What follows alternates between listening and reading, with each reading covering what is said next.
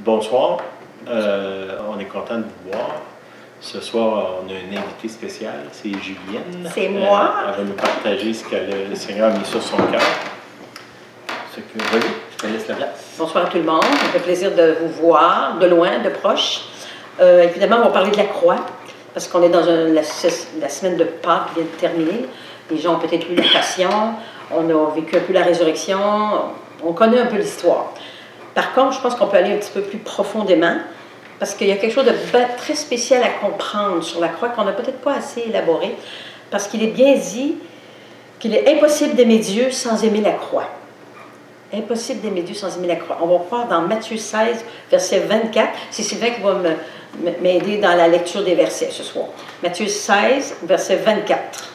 Alors Jésus dit à ses disciples, « Si quelqu'un veut venir après moi, qu'il renonce à lui-même, qu'il se charge de sa croix et qu'il me suive. » Donc, on parle de charger de sa croix. Ça veut dire que c'est rien de facile, ça a l'air d'être un peu lourd même.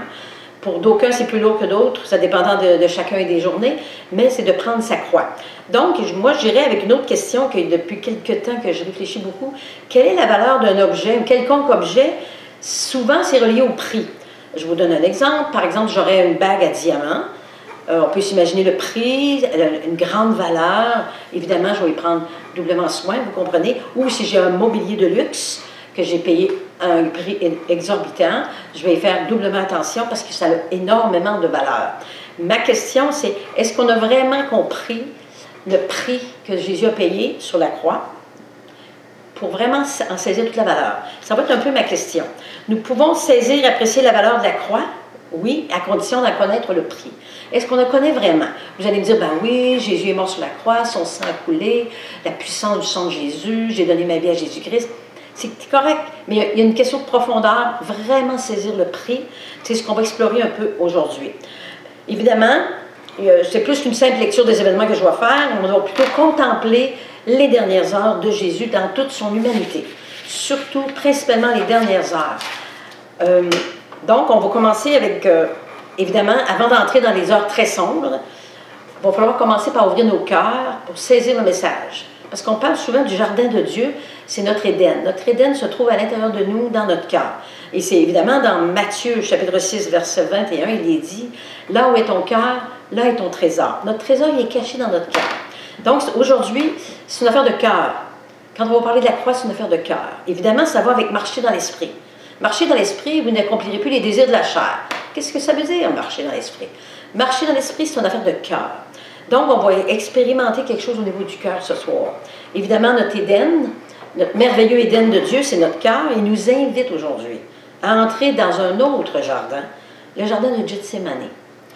Parce qu'on a tout un Gethsémani à l'intérieur de nous. Un peu caché, très sombre, on ne veut pas trop l'aborder.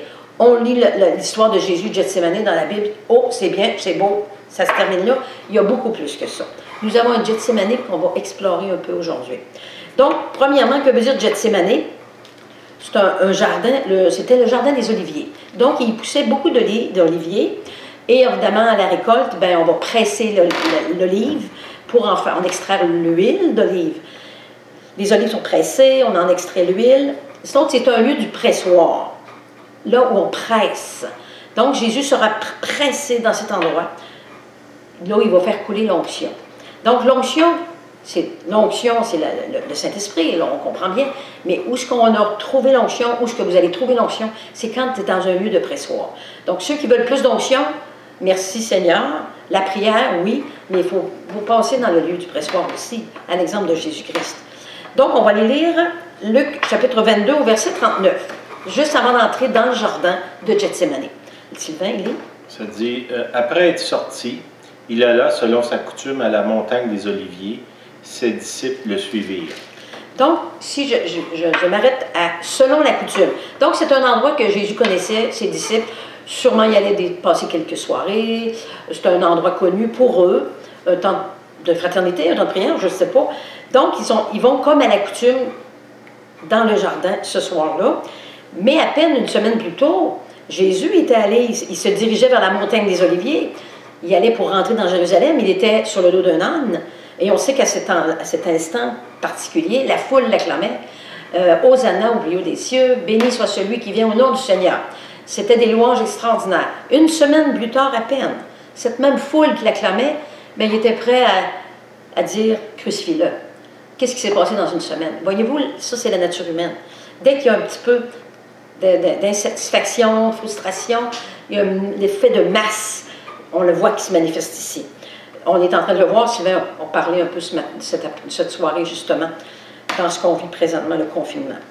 Donc, si on revient à la coutume, Jésus à la coutume, selon la coutume, il va rentrer dans le jardin, il est avec ses amis. Quelles sont ses pensées avant d'entrer dans son Gethsémani? Quelles étaient les discussions qu'il y avait avec ses disciples? Si on lit dans Matthieu 26 au verset 31, Matthieu chapitre 26, verset 31, Jésus discute avec ses amis juste avant d'entrer dans le Gethsémani. Sylvain va lire.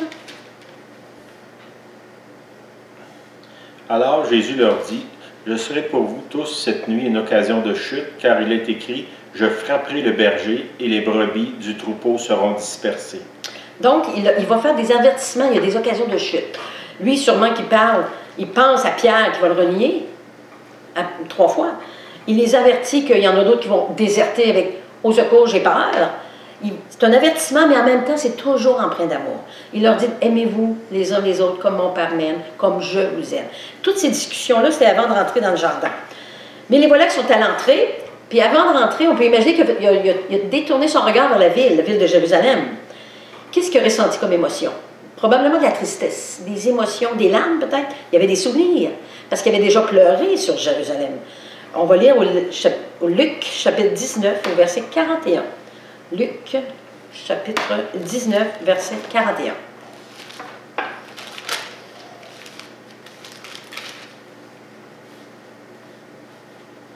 Comme il approchait de la ville, Jésus, en la voyant, pleura sur elle et dit, « Si toi aussi, au moins en ce jour qui t'est donné, tu connaissais les choses qui appartiennent à ta paix, mais maintenant elles te sont cachées à tes yeux. Elles sont cachées à tes yeux. » Donc, quand il y a de la tristesse en regardant Jérusalem, juste avant de rentrer dans le jardin, c'est un regard de compassion qu'il y a pour le monde perdu, un monde qui ignore complètement ce qui va arriver bientôt dans les prochaines heures. Pour effectivement trouver une place dans leur cœur, il fallait qu'ils passent par Gethsémani, mais la tristesse est probablement très palpable dans la personne de Jésus, dans son regard. Donc, on sait que c'est la nuit qui va prendre place. Toute l'histoire pointe vers un événement qui est sans retour. Donc, ils vont entrer dans le jardin, les disciples vont être avec lui, puis on sait qu'il va prendre avec lui 3 disciples. Bon, c'est ses amis plus proches, Pierre, Jacques et Jean. Puis il va s'éloigner un peu pour prier. Ça, c'est dans Marc chapitre 14, au verset 33. Marc chapitre 14, au verset 33. Ça dit, « Il prit avec lui Pierre, Jacques et Jean. Il commença à éprouver de la frayeur et des angoisses. Il leur dit, « Mon âme est triste jusqu'à la mort, restez ici et veillez. » Donc, il va prendre ses amis les plus proches, il va s'éloigner un peu du groupe qui ont commencé à prier, sûrement, là. Puis là, mais si on regarde les disciples, quand ils ont vu Jésus, quelle était la démarche de Jésus?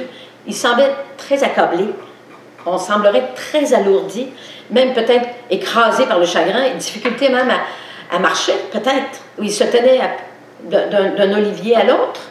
Puis les disciples le remarquent, ça. Ils l'observent, ils se demandent, mais qu'est-ce qui se passe avec Jésus? Tout à coup, ils semblent tellement attristés. Voyez-vous? Puis au Marc, chapitre 14, au verset 34, encore dans Marc, au verset 34, Jésus va commencer à prier, mais il va dire quelque chose. Mon âme est triste jusqu'à la mort, restez ici et veillez. Donc il leur dit, restez ici, veillez et priez. Il leur dit une chose, veillez et priez. Puis il va s'éloigner un petit peu d'eux, mais son âme est triste à la mort. Qu'est-ce que ça veut dire, ça? Que signifie la tristesse jusqu'au point de mourir? Une tristesse que peut-être on n'a jamais trop connue. C'est une détresse qui est profonde, c'est une angoisse mentale, c'est une agonie dans l'âme, probablement une peine physique aussi. Peut-être qu'il commence à être secoué par des spasmes à l'intérieur de lui. A-t-il l'espoir de recevoir du réconfort? Donc, dans son humanité, il espère du réconfort. On va aller voir dans Matthieu, chapitre 8, au verset 20. Parce qu'il y a un verset qui nous dit que le Fils de l'homme n'a aucun endroit pour poser sa tête. Donc, cette parole-là qui avait été dite déjà, elle s'applique là, dans le jardin de Gethsémani. Matthieu 8, 20, ça dit « Les renards ont des tanières, les oiseaux du ciel ont des nids, mais le Fils de l'homme n'a pas où reposer sa tête. » Donc, il recherche un réconfort, un soutien, un regard. Ses disciples sont quand même pas très éloignés. Lui, le Fils de Dieu, avait-il le pouvoir sur toute cette douleur, la menace qui plaide devant lui, toutes ces menaces qui viennent contre lui, est-ce qu'il avait le pouvoir d'arrêter tout ça? Moi, je ne doute pas. Il avait le pouvoir, parce qu'il avait déjà ressuscité les morts, il avait déjà guéri des foules avec pain et poisson, il avait arrêté la tempête, combien de fois les disciples l'ont vu guérir. Ce pouvoir-là, il l'avait, mais il ne l'a pas utilisé. C'est une question à poser. Puis dans Isaïe 53, au verset 3, il nous dit que c'est un homme de douleur habitué à la souffrance. Donc, ça semblerait que Jésus était habitué à la souffrance. Il souffrait de l'humanité. Il souffrait des gens qui vivaient des injustices. Il vivait des injustices vis-à-vis des autorités religieuses ou autres, politiques de l'époque. Il souffrait constamment de l'être humain comme tel. Donc, Jésus a demandé une chose seulement à ses amis. Veillez et priez. Mais qu'est-ce qui se passe? Quand il se détourne, il se rapproche, il les trouve endormis. Donc, c'est comme si on pourrait demander, y avait-il quelqu'un qui se soucie de lui dans ce moment si difficile à passer? Ses disciples ont remarqué sa démarche. Ils ont remarqué qu'il avait l'air très, très alourdi. Ils sont tombés endormis. Est-ce qu'on peut blâmer les disciples? Je pense qu'on aurait fait la même chose. On ne connaît pas vraiment l'heure dans laquelle on passe maintenant. Donc, Jésus, il n'y a pas de place à reposer sa tête ou trouver du réconfort. Vous allez me dire, bien, il va le trouver en Dieu son Père. Oui, probablement. Encore une seconde fois, il va prier. Dans Matthieu, chapitre 26, au verset 42, là, on va voir que Jésus, pour une seconde fois, il va prier encore et encore. Il semble que ça va s'intensifier, la prière. Chapitre 26, verset 42. Il s'éloigna une seconde fois et pria ainsi, « Mon Père, s'il n'est pas possible que cette coupe s'éloigne sans que je la boive, que ta volonté soit faite. » Donc, il a commencé un genre de combat intérieur encore plus profond. Évidemment, le plan de Dieu est là concernant le salut, le rachat de l'humanité. Le visage cloué au sol, il va prier, implorer son Père. Si c'est possible. Le si veut dire conditionnel. Si est-il possible d'avoir un autre plan? Est-il possible de l'éloigner de moi, de faire en sorte que ce soit moins douloureux, plus difficile à vivre? C'est des questions qu'il a dû se poser. Il a imploré son Père. Mais son Père, voilà, qu'est-ce qu'il va lui présenter? Il va arriver avec une coupe. Il va lui présenter une coupe. Là, Jésus va s'approcher pour voir, mais qu'est-ce qu'il y a à l'intérieur de cette coupe? Parce que n'oubliez pas qu'il y a à peine quelques heures avant, il avait partagé une coupe avec ses amis, les disciples, autour du dernier repas, disant, voilà le sang qui va être coulé pour vous. Donc, cette coupe de la communion n'est pas du tout la même coupe qu'on a ici. Donc, il va jeter un coup d'œil dans la coupe. Des odeurs nauséabondes, ils vont y sortir, c'est dégoûtant, il y a une puanteur, la puanteur du péché, qui va s'émaner de la coupe. Tout son corps se met à trembler. Il se voit prendre et boire cette coupe, qui va infecter tout son corps. Que vous pouvez imaginer le corps humain, l'esprit, l'âme qui est en combat ici, parce qu'il y a une volonté de Dieu à faire, mais l'âme, le corps et l'esprit sont en combat. Énorme combat. Dans Luc, verset 42, au chapitre 42, excusez, verset 42. Chapitre 22, verset 42 dans l'évangile de Luc. On va lire. Disant, Père, si tu voulais éloigner de moi cette coupe, toutefois que ma volonté ne se fasse pas, mais la tienne. Et on lit tout de suite au verset 43, suite à ça. C'est comme s'il a soumis sa volonté. Au verset 43, il nous est dit. Alors un ange lui apparut du ciel pour le fortifier. Il y a un ange qui est apparu. Donc, dès qu'il a soumis sa volonté, ce qui n'était pas facile, non, ma volonté, mais la tienne, c'est comme si son combat, vous allez me dire, ça l'a apaisé son combat, il y a un ange qui est arrivé. Donc, si on a des combats profonds au fond de notre âme, soumettre notre volonté, ça n'a pas l'air d'être évident ici, ça ne l'est pas pour nous non plus. C'est exemple qu'au moment où on va démissionner de notre volonté, façon de parler, il y a un ange qui apparaît pour le fortifier, pour le réconforter. Son âme est extrêmement souffrante. Donc, l'ange apparaît au bon moment. L'ange vient du ciel. Dieu a entendu la prière. Donc, il vient le fortifier parce qu'il y a des heures encore plus pénibles qui s'en viennent. Son combat n'est pas terminé, là, malgré que l'ange est venu. On va aller au verset 44, dans Luc, chapitre 22. Étant en agonie, il pria plus intensément et sa sueur devint comme des grumeaux de sang qui tombaient à terre. Donc, là, on peut voir que les ténèbres se sont appesanti autour de lui, encore plus sombre. Évidemment, c'est la nuit, mais là, les ténèbres sont de plus en plus fortes sur lui. Son agonie devient encore plus terrifiante, au point que sa sueur devient comme des grumeaux de sang. Le sang sort par les pores de la peau. Est-ce qu'on peut s'imaginer une telle angoisse? Donc, son sang pour notre rachat, notre rédemption, a commencé à couler là, à cet instant, dans le jardin. Long, bien avant qu'il coule sur la croix. Vous voyez? Chaque goutte de sang a la puissance du sang de Jésus est là-dedans. Donc là aussi, il y avait une puissance dans l'agonie qu'il vit. Donc, on peut imaginer les forces de l'enfer, les forces du ciel sont en attente devant le combat de Jésus. Jésus est dans un combat extrême, un combat intérieur. Les démons, ils ricanent devant la faiblesse de Jésus, alors que les anges pleurent sur son état. Et le Père, dans le ciel, il se recule. Il se retient d'intervenir. Donc, on peut comprendre que l'éternité est suspendue dans la balance. Un instant, l'éternité est dans une balance. Puis moi, je pourrais ajouter une parole que j'ai lue à quelque part, que la plus grande œuvre de l'amour divin, jamais connue dans l'histoire, pour être vue et comprise, c'est la passion du Christ. C'est la plus grande œuvre d'amour divin, c'est la passion. Que veut dire le mot passion? Une souffrance profonde, souffrir profondément. Tout chacun souffre un peu là, du confinement, les activités sont arrêtées, on est un peu dans nos quatre murs, on est un peu déprimé, un peu insatisfait, découragé, mais ça n'a rien à faire avec la souffrance profonde de Jésus-Christ. Donc, qu'est-ce qui va se passer? Là, il va rassembler ses forces. Il semblerait qu'il y a des forces, probablement qui viennent de l'ange qui lui est apparu. Il va rassembler ses forces, puis il va se retourner vers ses disciples, mais il le retrouve encore endormi. On voit ça dans Luc 22, 46. Il leur dit, pourquoi dormez-vous? Levez-vous et priez afin que vous ne tombiez pas en tentation. Donc, quand on dit tomber en tentation, même à un autre passage, il va dire, l'esprit est bien disposé, mais la chair est faible. Ça veut dire que votre esprit est disposé à prier, parce que son ami le demandait, mais voyez-vous que la chair est faible. Priez, ne vous relâchez pas. C'est une parole qu'on a eue la semaine passée. Nous ne sommes pas de ceux qui se retirent pour se perdre, mais de ceux qui persévèrent pour sauver leur âme. Donc, dans le temps difficile de confinement qu'on vit, l'esprit est disposé, mais la chair est faible. Veillez et priez. Il y a une seule chose que Jésus nous demande dans le temps d'aujourd'hui. Veillez et priez. Car vous ne savez pas, l'adversaire rôde, on le sait. Donc, ils sont tous endormis. Là, Jésus les réveille. Ils se réveillent. Ils étaient complètement insouciants des heures qui vont venir, des heures terribles qui vont se vivre. Mais qu'est-ce que Jésus, quand il les voit s'éveiller, qu'est-ce qu'il voit en eux? Est-ce qu'il y a une réprimande? Quoi? Vous dormez encore? Vous n'êtes pas capable de prier? Non. C'est sûrement pas ce ton-là qu'il a pris. Parce que son temps auprès d'eux est terminé. Bientôt, il va les quitter.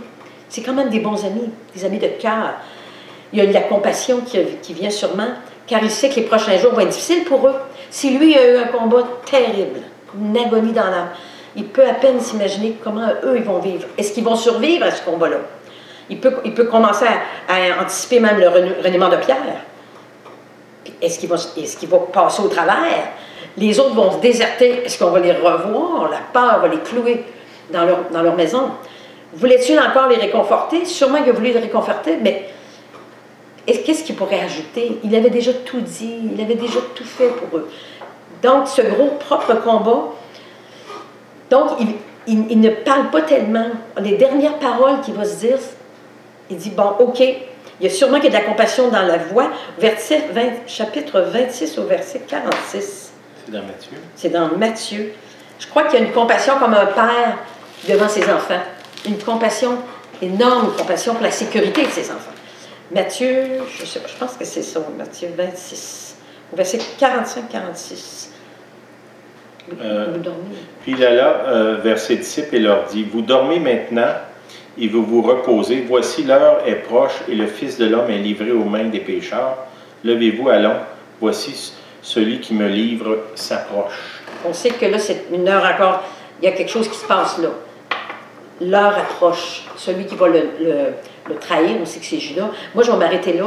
Là, ils vont vraiment, après, si on le sait, ça va être c'est la levée du jour va venir, il va être devant Caïphe, après ça Pilate, puis il va être traîné dans les rues jusqu'à la croix. Ça, je ne l'aborderai pas là-dessus, mais je veux qu'on lise un passage dans Hébreux, chapitre 5, versets 7 et 8, qui a un lien avec ce qu'on vient d'expliquer au niveau de l'agonie de Jésus dans le jardin. Hébreux, chapitre 5, versets 7 et 8. Hébreux 5. Chapitre 5, versets 7 et 8. C'est lui qui, dans les jours de sa chair, ayant présenté avec de grands cris et avec larmes des prières et des supplications à celui qui pouvait le sauver de la mort, ayant été exaucé à cause de sa piété, a appris, bien qu'il fût fils, l'obéissance par les choses qu'il a souffertes, et qui, après avoir été élevé à la perfection, est devenu pour tous ceux qui lui obéissent l'auteur d'un salut éternel, Dieu l'ayant déclaré souverain sacrificateur selon l'ordre de Melchizedek. Donc on peut imaginer, lui, le Fils de Dieu, ayant appris l'obéissance par les choses qu'il a souffertes. Il est Fils de Dieu, puis l'obéissance, il l'apprend dans la souffrance. Alors il ne faut pas s'imaginer, nous, chers êtres humains, que l'obéissance va s'apprendre dans la facilité, la légèreté. Oh, c'est facile. Juste un exemple avec des enfants. On veut leur apprendre à être obéissants aux disciplines, obéissants dans les tâches ménagères, le travail. Répéter, d'être constant, discipliné. Il est difficile pour une maman d'apprendre l'obéissance à ses enfants. Donc, juste un exemple. Nous, êtres humains, est-ce qu'on apprend aujourd'hui, dans les choses que l'on souffre aujourd'hui, est-ce qu'on apprend l'obéissance? C'est une bonne question, il faut se la poser. Est-ce que j'apprends l'obéissance? Et parce qu'oubliez pas que dans le jardin d'Éden, il y a eu des obéissances. Puis en Jésus, dans le jardin de Gethsémani, on a appris l'obéissance. Si je compare les deux, il semblerait que ça avait été facile, la désobéissance. L'ennemi est venu tenter la première femme, Ève, sur le fruit, avec des belles promesses mensongères, facile à capter, et on a désobéi. L'obéissance, semblerait que c'est beaucoup plus difficile. L'exemple de Jésus dans le jardin nous le montre. On apprend l'obéissance dans la souffrance. Donc, ceux qui souffrent aujourd'hui en raison de ce qui se passe présentement, et on voit peut-être une perte d'un être cher qu'on n'a pas pu revoir, qu'on n'a pas pu saluer, un malade en hôpital qui ne sait pas s'il va sortir de l'hôpital, d'autres qui manquent, les enfants à la maison, qui manquent de leurs amis, des activités. Il y a une souffrance qu'on vit présentement, et c'est dans le monde entier. Est-ce qu'on va apprendre l'obéissance? C'est à quel prix? C'est le prix qu'on a à payer, c'est l'obéissance. À ce moment-là, on va comprendre la valeur du sang de Jésus, toute la puissance qui est venue de Jésus quand il a d'accepter le plan de Dieu, d'aller jusqu'au calvaire, évidemment, de mourir sur la croix. Jésus a payé un prix de sa vie, et nous, qu'est-ce qu'il nous demande? Veiller, prier. Il nous demande de se charger de notre croix et de le suivre en renonçant à nous-mêmes. La croix que je porte aujourd'hui n'est pas la même que la vôtre, c'est pas la même que mon mari, ça sera peut-être pas la même dans une semaine. On a une croix à porter, qui est parfois très lourde, mais qui en vaut la peine. Et suivons-le. C'est ce qu'il nous demande. Je vous bénis. Amen. Peux-tu prier pour nous? On va prier pour vous. Oui, je vais prendre juste une seconde. Là. On va remettre de mes émotions, là, parce que à la lecture de ça, moi c'est des émotions qui viennent, vous comprenez? Le Seigneur, je te prie pour ce message qui puisse porter dans les cœurs, afin de comprendre toute la valeur de la croix. Toute la valeur, parce qu'il y a un prix à payer. Le prix qui a été payé, tu l'as payé. Tu l'as payé le prix. Mais à quel prix? De souffrance, d'agonie, de tourment mental, spirituel, physique, pour en venir à la croix. Mais Seigneur, je te demande qu'on puisse saisir toute la valeur de ton sang qui a été coulé sur la croix. Puis merci Seigneur, il y a une résurrection. Il y a la vie qui vient, une vie nouvelle. Mais Seigneur, je te proclame qu'il y aura une vie nouvelle suite à ce qu'on vit maintenant. Acceptons la souffrance, le confinement, acceptons d'obéir parce qu'il y a une vie nouvelle qui s'en vient. En Jésus-Christ, je prie. Amen. Amen. Merci. Amen. Bye bye. Bonne semaine.